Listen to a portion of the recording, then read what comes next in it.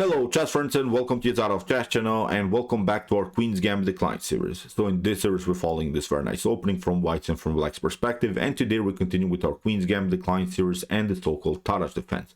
The Tarrasch Defense we have explained so far with several ideas for White and for Black, with different sidelights, with different tactical and strategical opportunities for both sides.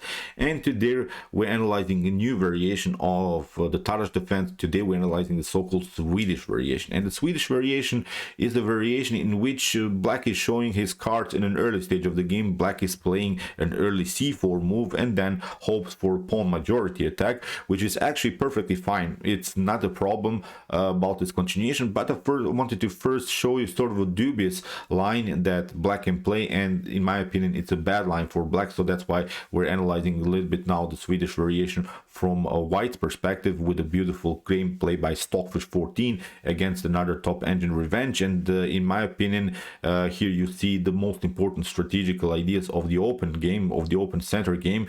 And who is better in the open center game? It's of course the best engine in the world, the Stockfish engine. So as I said, there are good lines in my opinion in the Swedish Variation, but today we're analyzing a bad line. After move c4, then Black can play, in my opinion, a bad continuation bishop to b4, and this line you should really be familiar with, because I think White can have a huge dominant position in an early stage of the game. So let's check out now what is again the Tarrasch Defense, what is now the Swedish Variation, and how Stockfish brutalized its opponent in this sort of bad line that Black can play. So okay, here we have of course the move d4, we have d5, c4, we have e6, c takes d5. First of all we have this exchange variation. After e takes d5, knight to c3, we have now the Tarrasch Defense again with the move c5. And okay, best continuation is here the move knight to f3, normal development, knight to c6, and after move g3 we have again reached the so-called Rubinstein system with the move bishop to g2, and then we're trying maybe to liberate our long diagonal for our light for bishop and then have a huge piece activity. So we have talked about the Rubinstein systems in our previous videos. So in order to get a better understanding of that line's piece, also check out my previous analysis, because in that videos we have already explained the most important strategical and tactical ideas for both sides. So here now comes the actual Swedish Variation move, which is now the move c4. And okay, this is not a huge problem for Black immediately, because Black, as I said in the beginning of the video, showed his cards that he's trying now a pawn majority attack, a 3 versus 2 situation here on the queen side we have. So that's why Black is immediately using using this advantage to maybe break through and maybe even kick away this knight from c3, at least to create some kind of a dynamic position. But with the move c4 we can already notice that the dynamic of the game has changed, because after move c5 we had a dynamic position in the center of the board. Now with the move c4 the dynamics are really changed, because now we have a static position in the center of the board. And whenever you see a static position, what I mean about the static position is that no good pawn movements for your opponent are possible. So we can agree, I think, here that Black cannot break you in the center by pawn moves. So that's why his position is static. The only way to break the position in the center by pawn moves is actually here on White side. We are the one that can break and enter here in the center of the board with the move e4. So that's why I think this changes of dynamics you have to really recognize in a chess game. So as I said, we had a dynamic position. Now after move c4 it changed into a static position. So okay, this is playable for both sides, but we have to recognize, as I said, first the most important strategical ideas. And here our goal, because we have a 4 versus 3 pawn majority on the king side here, is to break and enter here with the move e4. So here we're playing first of all, of course, normal development, and now we have this possible continuation bishop to b4. In my opinion, the move bishop to b4 is not so good, because you're vulnerable sometimes a little bit here on dark square. Because let's see possible continuations if you would have played the game a little bit differently. If you would have played, for instance, the move knight to f6, then we castle, and then you try bishop to b4.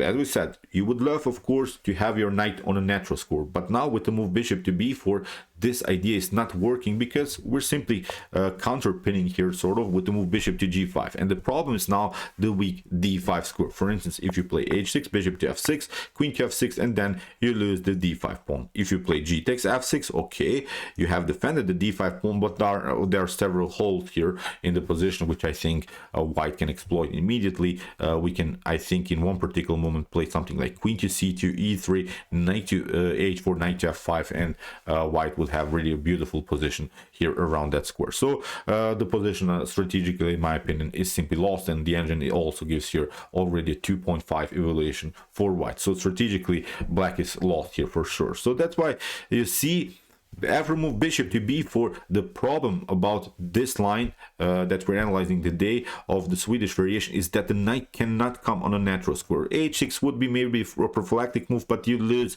simply too much time in order to make that happen. Then I think knight to e5 is working, and then we can immediately also, I think, break and enter with the move e4. So here, after move castling, this other engine revenge played knight from g to e7. So you see, knight to f6 is not working. Okay, you have developed the minor piece, but this is not a good square for the knight. We have to agree, although it can come maybe to f5, but then if that happens, then you're standing in the way a little bit of your own light square bishop. So here, after move knight from g to e7, my recommendation is to use this messed up position, sort of this messed up setup by black, and break and enter immediately with the move e4. And okay, for potential d takes e4, we can say white has an isolated pawn, but the activity that the white is here is allowing us to do that, because here we can notice the knight is on a natural score, the knight on f3 is on a natural score, the bishop is in a perfect score. Although this bishop hasn't played so far, it still has a beautiful activity.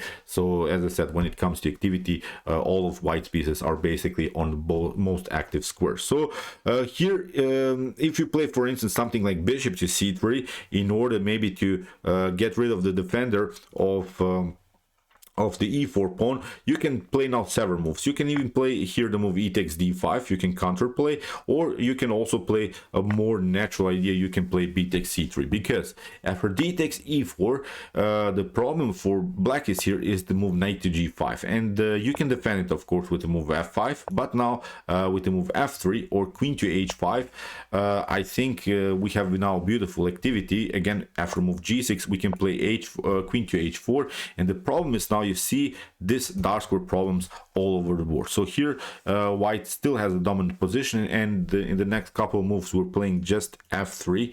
We're trying to get the e file open, and with this king in a central position with this beautiful activity, I guarantee you really a comfortable game. So that's why after move e4, white challenges the center immediately, and here black can again play the move d takes e4. Here, after move knight to e4, you could again try here this idea, as I said, bishop to c3. It would lead into similar position, but now let's see this possible continuation after move knight to e4. Okay, after move knight to e4, we can black can of course castle, and now comes also a move that I want to really know by heart, because queen to c2 is possible. We're getting our queen off the first rank, and now we want to develop our dark square bishop somewhere, and we would have a rook connection, so it would be a perfect open position here for white. Because we have to agree, I think this is really a wild open position, so that's why you want to have a good piece activity. Now in the continuation of the game, this other engine revenge tried to hang on to this pawn on c4. Even if you try knight takes d4, then knight takes d4, we have queen to d4, and now with rook to d1, we can have, I think, here a comfortable game, because the queen will lose another tempo. We have here queen to e5, and now with bishop to e3, again you see there is not a good way here even to protect the b5 pawn, because if you play that, then you're opening, of course, the diagonal for the light square bishop. So again, this setup is beautiful here for white. In the next couple moves we will take out the pawn activate the other rook, and in the rules of the open game, I think white is here a beautiful position. So here after move knight to a5, Stockfish played bishop to g5. The bishop comes on the most active square. We have bishop to f5, and now a3, pardon me, kicking away the bishop to d6, and now knight to h4, kicking away the bishop. We have bishop to e4, bishop to e4, and you see now in this particular scenario, okay, here white still has this isolated pawn on d4, but it doesn't matter, I think, so much, because look at this setup that Stockfish has: queen bishop battery, bishop on active square, knight on f5 is coming for sure, rook to e1 is opportunity, rook to d1 also support our pass pawn here on the d file, because I don't think that this isolated pawn is such weakness. Many times the isolated pawn can be a weakness, but now with the rook to d1, this pawn is very, very dangerous. And we can notice also that the knight on a5 here is not on a good square. The knight is used only just to defend one pawn.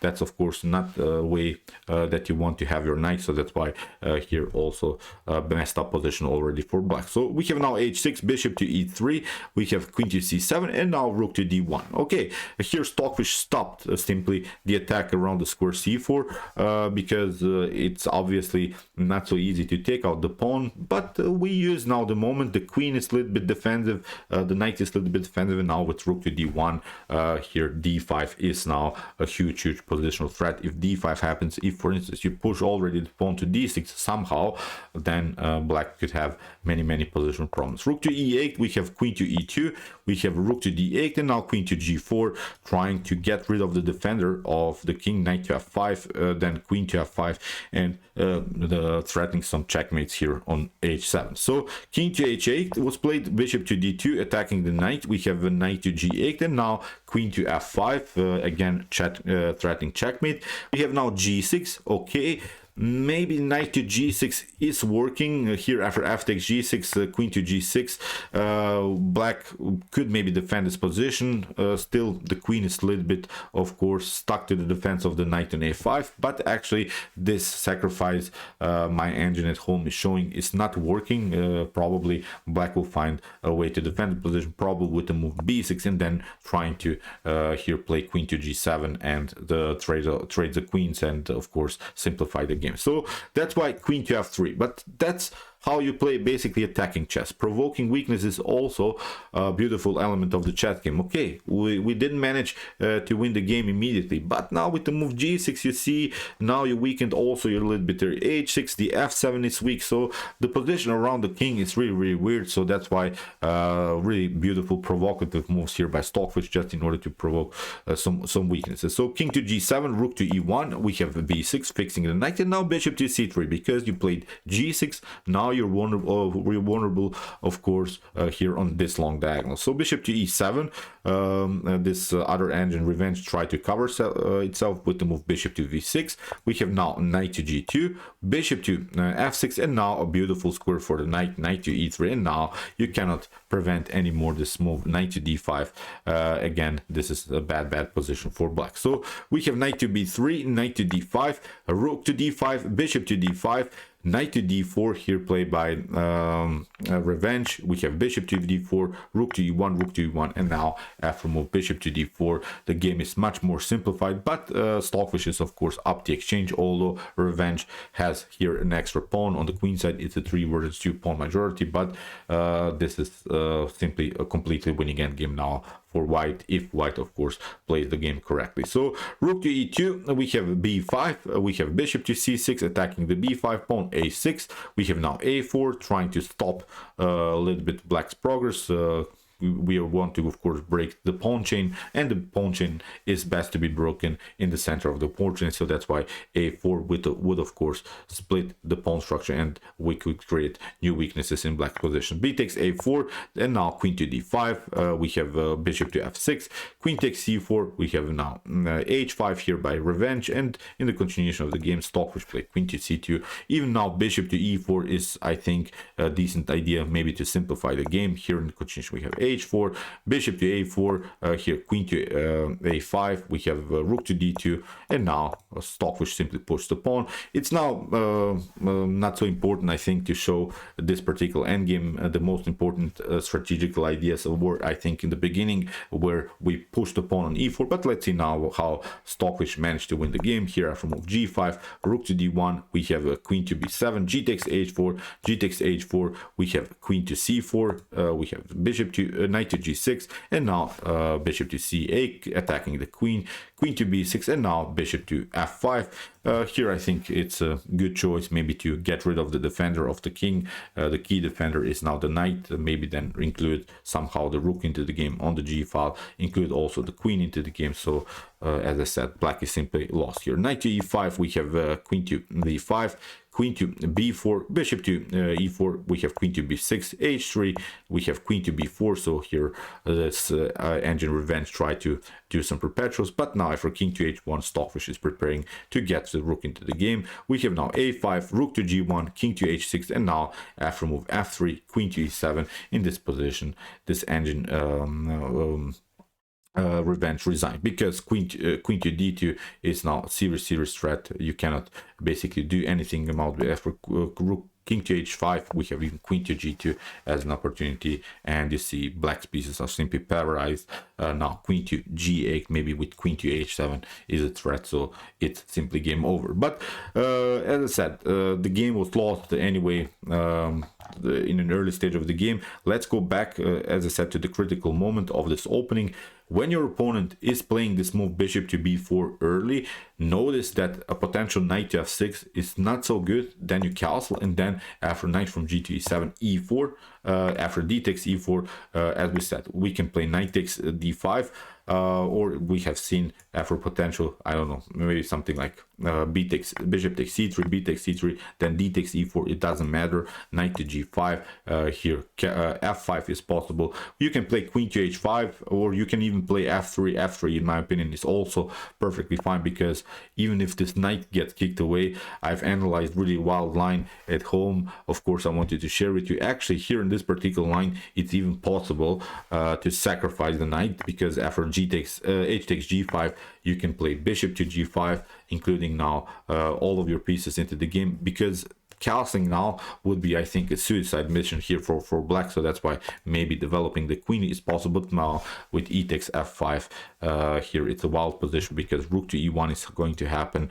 f6, bishop to f6, d5 is an opportunity to kick away this knight. So even a piece sacrifice is actually possible here, because as we said in the beginning, you have really a beautiful piece activity. Get use of it by pushing the pawn on e4, and the position will explode. So that's our continuation after move bishop to b4. In the continuation of our Tarrasch Defense series, we're analyzing now more these other lines, which in my opinion are much better. For instance, moves like bishop to e7 are natural moves. After move c4, it's a perfect continuation. So we'll analyze now also then the Swedish variation from whites and from black's perspective in some better lines for black. So okay, I hope that you enjoyed this gameplay by Stockfish. I really liked the rules of dynamic position here that were again showed us here by the Stockfish engine. If you want to study the Tarrasch Defense more, please check out my Tarrasch Defense series so far. And if you want to study our whole Queen's Gambit Decline series, here's also the link of our series. And if you like this content, don't forget to subscribe to my channel. See you soon with some more videos, and chess is the best, of course.